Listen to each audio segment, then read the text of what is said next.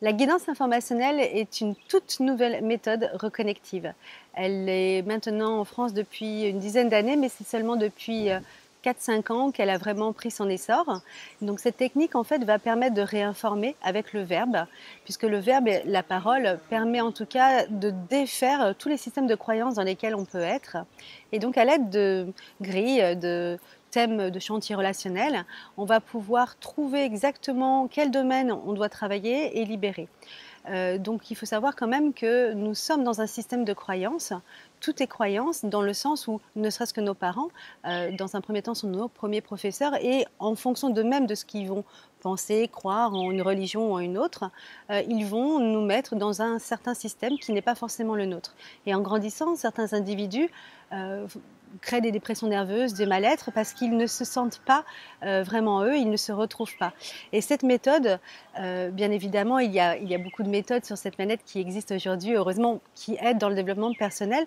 Mais ce qui est innovant avec cette méthode, c'est qu'en fait, on a vraiment accès à tout un tas d'informations qui vont directement aller mettre l'accent sur le problème racine. Donc en fait, ça peut être des mémoires transgénérationnelles, ça peut être des mémoires karmiques, cela peut être des mémoires de notre environnement, parce que notre environnement déteint énormément aussi sur nous et par rapport au regard des autres, on peut se mettre également dans des croyances ou des situations en tout cas douloureuses.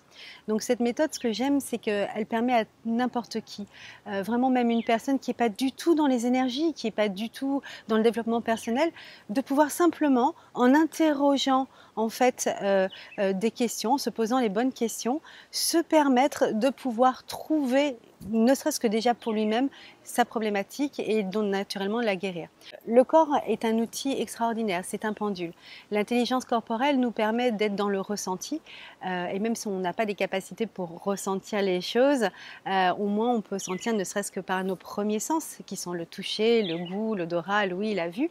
Et donc ces sens sont mis à profit dans cette méthode. C'est-à-dire que d'un seul coup, on va réapprendre à sentir déjà son êtreté, son intériorité, c'est-à-dire oh, mais là j'ai mon corps, d'un seul coup il va vers en tout cas une phrase plutôt qu'une autre, mes yeux vont se poser sur un mot plutôt qu'un autre, je vais avoir une envie et je ne sais pas pourquoi de trouver cette information-là plutôt que l'autre et donc tout notre corps va être notre outil dans cette technique, dans cette méthode. Au début, quand la personne a du mal à rentrer dedans ou à se ressentir parce qu'elle n'a pas eu simplement l'habitude, on va l'aider avec un test kinésio.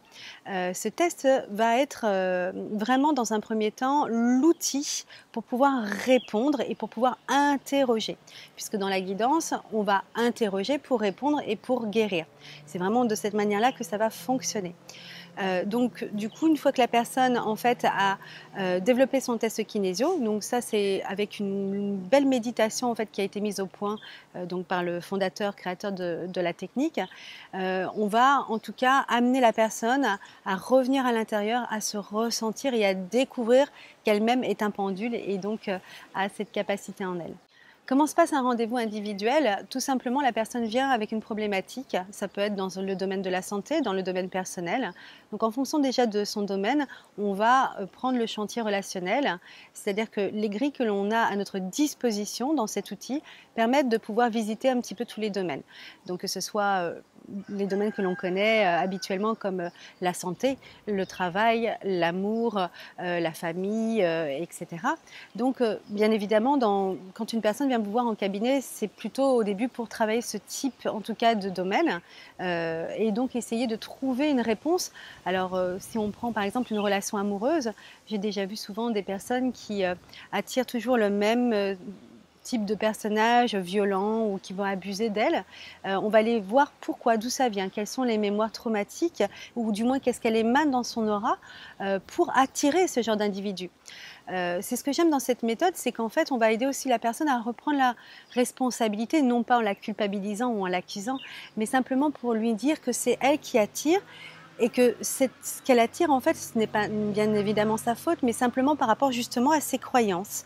Et donc, à partir du moment où on démonte les croyances, parce qu'on va mettre vraiment le doigt, en tout cas, sur la mémoire qui a activé donc son comportement qui va faire qu'elle va attirer le même type d'individu, eh bien la personne ne réattire plus jamais cette personne-là et il va pouvoir enfin vivre une vie normale.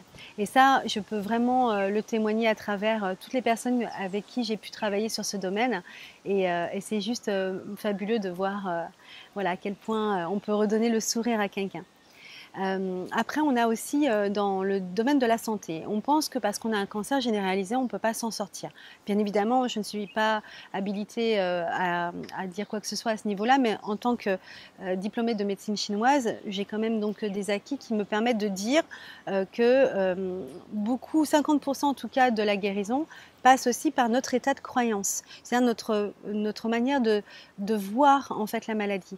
Si on voit que la maladie comme quelque chose effectivement de désastreux, un échec ou aucune finalité, aucune conclusion, on va effectivement plus développer dans notre corps voilà, un dysfonctionnement, un système immunitaire qui va s'affaiblir et qui va nous entraîner effectivement vers quelque chose, une finalité. Alors qu'une personne qui a effectivement un autre type de croyance et qui veut vraiment s'en sortir et qui veut comprendre pourquoi elle a attiré le cancer à elle. Alors que par exemple, il n'y a même pas de cancer dans sa famille, ce n'est même pas transgénérationnel. Donc quel a été le choc? Qu'est-ce qui a déclenché ça? Puisque chaque problème de santé est déclenché par une croyance. C'est juste en fait, alors je vais donner un exemple. Donc je vous prends l'exemple en fait d'une personne qui est venue pour une allergie aux mangues. Il faut savoir que sur l'île, on a énormément de très bonnes mangues et ça peut être très frustrant de ne pas pouvoir manger des mangues. Donc en réalité, en démontant donc lors d'un entretien individuel, on a pu constater qu'en fait elle n'était pas allergique à la mangue, elle était allergique à une information qu'elle avait reçue au moment où elle mangeait une mangue. Et donc la mémoire s'est cristallisée et la mangue ne fait que réactiver la douleur, la souffrance qu'elle a reçue au moment où elle était en train de manger une mangue. À partir de ce moment-là, elle n'a plus été allergique aux mangues. Donc voilà, c'est ça aussi la méthode reconnective. Alors, la différence entre guidance informationnelle et quantique, eh bien, tout simplement, en guidance quantique, quand on touche en fait le quantique, on touche ce qui n'est pas quantifiable, ce qui n'est pas mesurable, que ce soit au toucher ou à l'œil nu. Donc là, on va plutôt parler de soi multidimensionnel, de fragments, de parties de soi, de karma, de ce genre de choses. Donc c'est vrai que pour certaines personnes, ça fait peur, mais aujourd'hui, la science a démontré que ça existait et que tout était énergie et donc dans l'énergie, c'est de l'information. Tout est informationnel. Donc, une blessure, par exemple, c'est un manque d'information. Donc, un manque d'information, à partir du moment où on va réinformer, on va guérir la blessure. En quantique, ça ne suffit pas. C'est-à-dire que là, on va toucher autre chose. Le quantique, ça peut être des parties de soi par rapport à d'autres plans, d'autres dimensions, d'autres vies. Et ce qui fait que là, on va aller beaucoup plus loin pour démonter le problème de la blessure. Donc voilà un petit peu la différence entre la guidance informationnelle et le quantique.